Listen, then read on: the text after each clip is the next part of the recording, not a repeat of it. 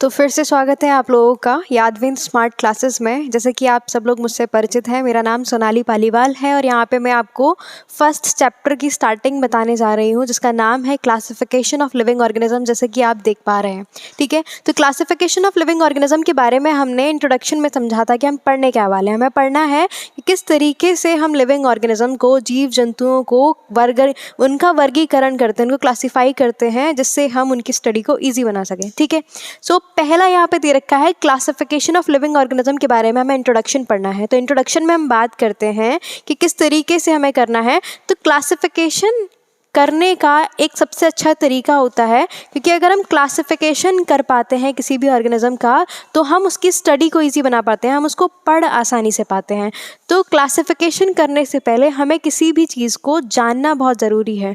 तो जानने वाली मतलब किसी भी चीज़ को पहचानना, एनालाइज करना, तो उसको बोला जाता है आइडेंटिफिकेशन।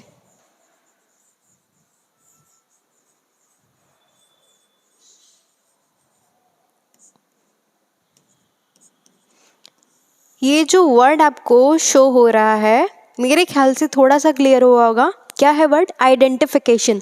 आइडेंटिफिकेशन वर्ड अपने आप में आपको बताता है ये किस तरीके से, क्या हो गया, किस तरीके से हम चीज़ों को पहचानते हैं। सो आइडेंटिफिकेशन का मतलब चीज़ों को पहचानना। आगे हम बात करते हैं, जब भी हम किसी चीज़ को पहचान जाते हैं तो हम उसके कैरेक्टरिस्टिक्स के बेसिस पे, वो किस तरीके से दिखता है, क्या उसका कैरेक्टर है, क्या उसके एक्सटर्नल स्ट्रक्चर्स हैं, इनके बेसिस पे हम क्या करते हैं, उसकी सेकेंड पॉइंट आ रहा है बहुत इंपॉर्टेंट, जिसका नाम है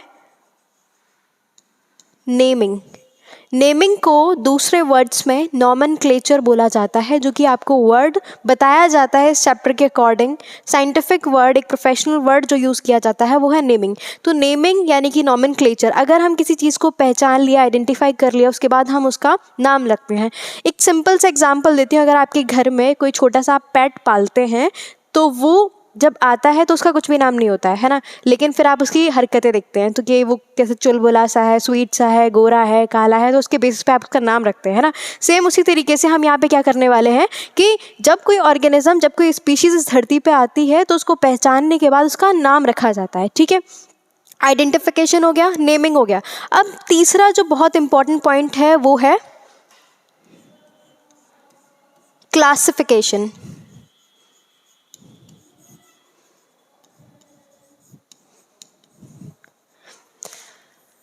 क्लासिफिकेशन का मतलब होता है किसी भी ऑर्गेनिज्म को ग्रुप्स में डिवाइड करना। ग्रुप्स में डिवाइड किया जा रहा है उनकी स्टडी को, उनके बारे में पढ़ने के लिए, उनकी स्टडी को इजी बनाने के लिए। ठीक है, अब क्लासिफिकेशन अगर हम कर रहे हैं तो क्लासिफिकेशन करने का कोई बेसिस तो होना चाहिए। ठीक है, तो इंटरनेशनल कुछ यूनियंस हैं, ICBN एंड ICZN।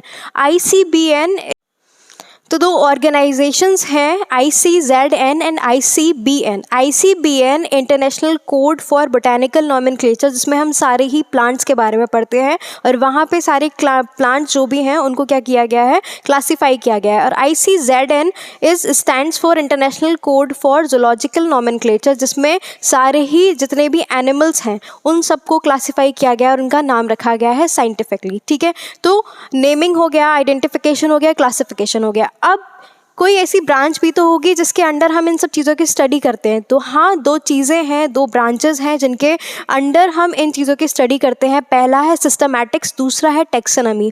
तो टेक्सोनॉमी एक ऐसी ब्रांच है साइंस की जिसके अंदर हम लोगों, जितने भी ऑर्गेनिज्म हैं, जितने भी धरती पे ऑर्गेनिज्म पाए जाते हैं, उन सब का हम नामकरण करते हैं, उनकी नेमिंग करते हैं, और दूसरा उनको उनके बेसिस पे क्लासीफाई कर देते हैं। ठीक है, जबकि सिस्टमैटिक्स एक ऐसी ब्रांच है जो कि हमें सिखाती है कि एक सिस्टम से, एक सीरीज वाइज हमें चीज़ों का क्लासिफिकेशन करना है, रैंडमली चीज़ों को अरेंज नहीं करना है। ठीक है, सो ये था हमारा classification of living organism. Next topic की तरफ हम बात करते हैं। तो नेक्स्ट टॉपिक है हमारा एडवांटेजेस ऑफ क्लासिफिकेशन, की क्या क्या हमें फ़ायदे मिलते हैं अगर हम क्लासिफिकेशन को करते हैं। तो पहला फ़ायदा ये है कि अगर हम किसी भी ऑर्गेनिज्म का क्लासिफिकेशन करते हैं तो हम उसकी स्टडी को इजी बना पाते हैं। So to make study easier,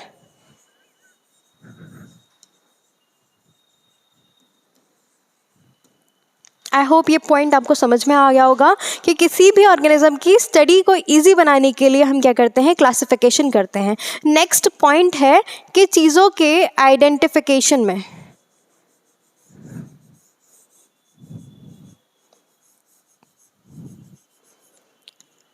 identification बता रहा है कि अगर हमने किसी को पहचान लिया, उसका क्लासिफिकेशन कर दिया, फिर दोबारा हमें उसकी स्टडी करनी है। मान लो कोई ऐसा अननोन पर्सन है जिसे उस चीज़ के बारे में ज्ञान ही नहीं है, उसे पता ही नहीं है, तो वो क्या करेगा, वो क्लासिफिकेशन में जाएगा और क्लासिफिकेशन में देखेगा कि इस तरीके के कैरेक्टरिस्टिक वाले ऑर्गेनिज्म को किस ग्रुप में रखा गया है।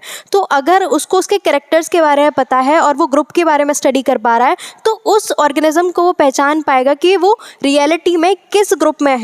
ठीक है, तो आइडेंटिफिकेशन करने में आसानी रहती है, स्टडी हमने इजी कर ली। दूसरा कि हमें उस ऑर्गेनिज्म के कैरेक्टरिस्टिक्स को फाइंड आउट करने में बहुत ज़्यादा आसानी मिलती है। जैसे कि अगर हमें किसी ऑर्गेनिज्म को पहचानना है कि वो किस तरीके का उसका एक्सटर्नल स्ट्रक्चर है, उसके सेल में सेल वॉल है या नहीं है, उसकी बॉडी में माइटोकॉन्ड्रिया है या नहीं है, तो इसके बेसिस पे हम भी क्या कर सकते हैं, क्लासिफिकेशन किया है। तो चीज़ों को हम बेसिकली क्या कर रहे हैं, हम इन शॉर्ट बोल सकते हैं कि हम अपनी स्टडी को ईजी बना रहे हैं। ठीक है, नेक्स्ट हम बात करते हैं आगे। तो आगे दे रखा है सिस्टम ऑफ क्लासिफिकेशन, यानी कि हमने क्लासिफिकेशन किया किस बेसिस पे है। तो यहाँ पे बताया गया है कि दो तरीके से क्लासिफिकेशन किया गया है। पहला है आर्टिफिशियल सिस्टम ऑफ क्लासिफिकेशन और दूसरा है नेचुरल सिस्टम ऑफ क्लासिफिकेशन। अगर हम सबसे पहले आर्टिफिशियल सिस्टम की बात करें तो आर्टिफिशियल सिस्टम इंसानों के द्वारा बनाया गया एक क्लासिफिकेशन है, जो कि उसमें केवल बताया गया था कि जो ऑर्गेनिज्म है वो दो ही तरीके के होते हैं। अब इंसान को जिस तरीके से सुविधा हुई पढ़ने के लिए, उसने उस तरीके से आर्टिफिशियल सिस्टम ऑफ क्लासिफिकेशन बना लिया कि भाई एक तो होते हैं एनिमल्स, दूसरे होते हैं प्लांट्स। इसके अलावा उन्हें नहीं पता था आगे। लेकिन नेचुरल सिस्टम की क्लासिफिकेशन की हम बात करें आगे, तो नेचुरल सिस्टम भी हमें ये दिखाता है कि केवल दो ही तरीके के ऑर्गेनिज्म होते हैं। पहला होता है प्लांट, दूसरा होता है एनिमल। लेकिन कुछ एक्सेप्शंस देखने के लिए मिले। एक्सेप्शंस ये थे कि प्लांट जैसा दिखने वाले ऑर्गेनिज्म भी इस धरती पे पाए जाने लगे, जिनका नाम जैसे कि फंगस आती है। पहले फंगस को हम प्लांट्स में ही इंक्लूड कर दिया करते थे। तो एनिमल्स में केवल क्या आते थे, केवल एनिमेलिया किंगडम जो था वो केवल एनिमल्स में आता था। लेकिन किंगडम प्लांटी में फंगस, एल्गी, जितने भी बैक्टीरियाज थे, इन सब को प्लांट किंगडम में क्लासिफाई कर दिया गया। लेकिन जब आगे इनकी फर्दर स्टडी की गई तो पता चला कि ये सब अपने अलग एक किंगडम को बिलोंग करते हैं, यानी कि प्लांट किंगडम अलग है, एनिमल किंगडम अलग है, किंगडम फंगाई अलग है, एल्गी अलग है। ठीक है, तो जब सिस्टम ऑफ क्लासिफिकेशन आगे बढ़ा तो हमें देखने को मिला कि 5 किंगडम क्लासिफिकेशन में 5 किंगडम पाए जा रहे हैं। Kingdom Monera, kingdom protista, kingdom fungi, kingdom Plantae and kingdom animalia. Kingdom Monera में बेसिकली जितने भी हम बात करें तो आते हैं सारे बैक्टीरियाज। आज हम जितनी भी बीमारियां पढ़ रहे हैं ज़्यादातर बैक्टीरियल इन्फेक्शन की वजह से होती हैं। तो जितने भी bacterias, harmful bacteria and useful bacteria, सारे बैक्टीरियाज इसके अंदर आते हैं। ठीक है, नेक्स्ट प्रोटिस्टा। प्रोटिस्टा में बहुत ज़्यादा लोअर ऑर्गेनिज्म की बात की जाती है, जो कि ना ही प्रॉपरली एनिमल्स की कैटेगरी में आते हैं और ना ही प्रॉपरली प्लांट्स की कैटेगरी में आते हैं।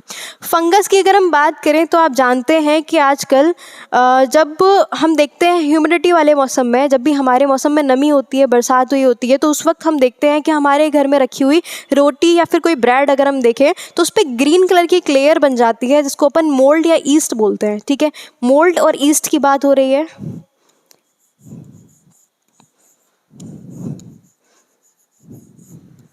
दो तरीके की फंगस होती है, पहला होता है मोल्ड, दूसरा होता है ईस्ट। ईस्ट बेनिफिशियल होती है और मोल्ड बेनिफिशियल नहीं होती है। ठीक है, मोल्ड का काम होता है चीज़ों को डिग्रेड करना, जो भी हम खाना खाते हैं उसको ख़राब करना। हालांकि काम तो ईस्ट भी यही करती है, लेकिन ईस्ट को हम बहुत सारी तरीके से यूज़ कर सकते हैं। जैसे कि ईस्ट पाउडर मार्केट में आता है, जिसको हम बहुत सारी चीज़ें जैसे कि इडली, डोसा बनाने में यूज़ करते हैं। जितनी भी बेवरेजेस होती हैं जैसे कि रम, ब्रांडी, विस्की वगैरह, उन सबको बनाने में हम ईस्ट का यूज़ करते हैं। ईस्ट एक ऐसा बैक्टीरिया है जो कि चीज़ों के फर्मेंटेशन में काम करता है। फर्मेंटेशन एक ऐसी प्रोसेस होती है जिसमें इसमें क्या होता है, इथेनॉल का फॉर्मेशन होता है एंड कार्बन डाइऑक्साइड का एलेबोरेशन होता है या रिलीज आउट होता है, ठीक है। नेक्स्ट हम बात करते हैं किंगडम प्लांटी। तो प्लांटी में सारे प्लांट्स आते हैं और प्लांट्स की बहुत ज़्यादा एक खासियत होती है कि उनकी सेल वॉल उनके सेल के ऊपर सेल वॉल पाई जाती है। क्या सेल के ऊपर सेल वॉल पाई जाएगी, वो क्या है, प्लांट सेल्स हैं। एनिमल्स के अंदर सेल के ऊपर सेल वॉल नहीं पाई जाती है, ठीक है। तो ये थोड़ा सा सेल वॉल के बेसिस पे डिफरेंस है। प्लांटी में सारे प्लांट्स आते हैं जबकि एनिमल्स में सारे एनिमल आते हैं, और ये दोनों किंगडम अलग हैं और ये तीनों किंगडम अलग हैं, जैसा कि हमने पढ़ा। फिर से एक बार देखते हैं, मोनेरा में सारे बैक्टीरियाज आ रहे थे जो हमारे लिए बेनिफिशियल हैं और जो हमारे बेनिफिशियल नहीं है वो सारे तरीके के, ठीक है। प्रोटिस्टा में बहुत ज़्यादा लोअर ऑर्गेनिजम्स आते हैं। फंगाई में मोल्ड एंड ईस्ट दो तरीके की फंगस होती है। मोल्ड हमारे लिए बेनिफिशियल नहीं है जबकि ईस्ट हमारे लिए कई हद तक बेनिफिशियल है। प्लांटी में प्लांट्स आते हैं। प्लांट की अगर हम बात करें तो थोड़ा सा इसका ब्रीफ है क्लासिफिकेशन, वो ये है कि प्लांट्स को अपन फर्दर क्लासिफाई कर सकते हैं, जैसे कि मैं थोड़ा सा समझाने की कोशिश करती हूँ। पहला है आपका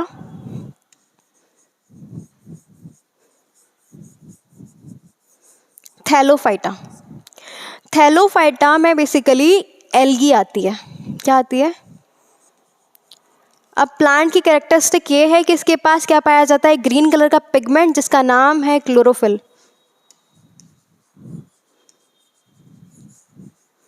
जो बाकी चार किंगडम्स में नहीं पाया जाता है, ठीक है। तो क्लोरोफिल थैलोफाइटा में पाया जाता है। थैलोफाइटा को अपन सिंपली एल्गी बोलते हैं। दूसरा हम बात करते हैं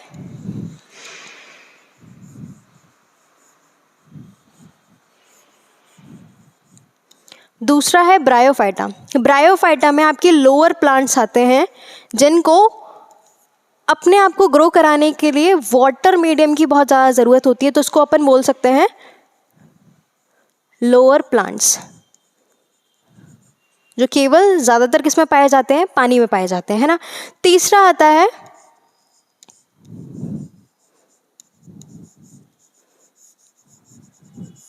टेरिडोफाइटा। टेरिडोफाइटा ऐसे प्लांट्स होते हैं जो बड़े बड़े प्लांट्स के नीचे साइड में पाए जाते हैं। हम देखते हैं जब भी घने जंगलों में जाते हैं तो जब भी कोई एक बड़ा सा पेड़ देखेंगे उसके पास छोटी छोटी घास वगैरह हमें दिखाई देती है, ठीक है। तो टेरिडोफाइटा ज़मीन वाले टेरेस्ट्रियल प्लांट्स हैं, लेकिन इनको भी ग्रो करने के लिए बड़े प्लांट्स की ज़रूरत पड़ती है, ठीक है। नेक्स्ट हम बात करते हैं एंजियोस्पर्म्स की।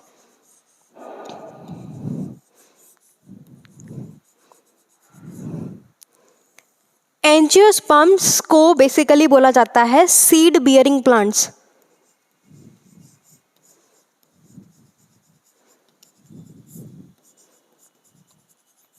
सीड बियरिंग प्लांट्स इनको इसलिए बोला जा रहा है क्योंकि ये वो पौधे हैं जिनमें कभी फूल नहीं आता लेकिन इनमें सीड्स पाए जाते हैं। ये सीड्स डायरेक्टली सॉइल में जाते हैं और सॉइल में जाने के बाद फर्टिलाइज होके न्यू प्लांट का फॉर्मेशन करते हैं, ठीक है। नेक्स्ट और लास्ट हम बात करते हैं जिम्नो। तो आगे हम बात कर रहे हैं टेरिडोफाइटा के जिम्नोस्पर्म्स की। जिम्नोस्पर्म्स ऐसे प्लांट्स होते हैं जिनको बड़े प्लांट्स की ज़रूरत पड़ती है, ट्रीज की ज़रूरत पड़ती है अपने आप को ग्रो कराने के लिए। ये जो प्लांट्स हैं इनको हम शॉर्टली बोल सकते हैं seed bearing plants.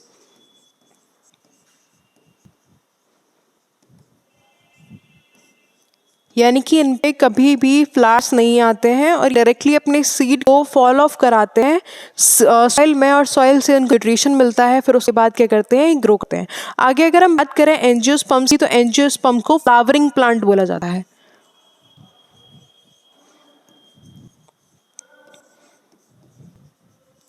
Flowering plant वो प्लांट्स होते हैं जिनमें प्रॉपर फूल आते हैं। फूल में क्या होता है, मेल एंड फीमेल गैमेटोफाइट होंगे जिनमें गैमीट्स बनेंगे। गैमीट्स बनने के बाद प्रॉपर उनका फर्टिलाइजेशन होता है। फर्टिलाइजेशन होने के बाद उनका फ्रूट बनता है और फ्रूट के अंदर होता है सीड। वो सीड आके जाके क्या करता है, इन प्लांट्स का फॉर्मेशन कराता है। तो ये ब्रीफ नोट हो गया है किसके लिए, प्लांट्स के लिए। तो प्लांट्स में बेसिकली ये 5 तरीके के होता है। ऊपर के आपको 3 दे रखे हैं, इनको लोअर प्लांट्स बोला जाता है। तीनों को ही लोअर प्लांट्स बोला जाता है।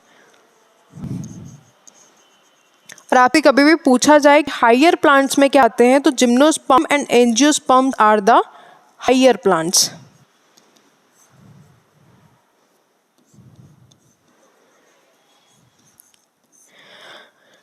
बाकी क्लास हम नेक्स्ट वीडियो में कंटिन्यू करेंगे। Thank you so much.